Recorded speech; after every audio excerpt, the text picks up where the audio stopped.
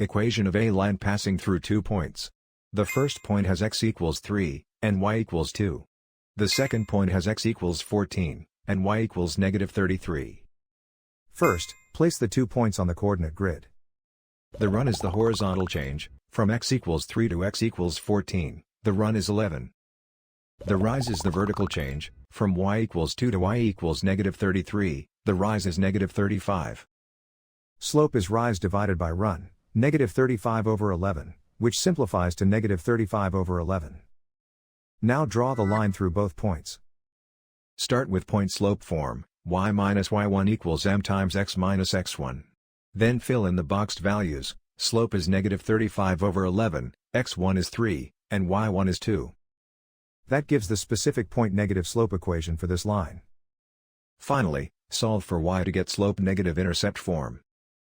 The graph and the equation describe the same line.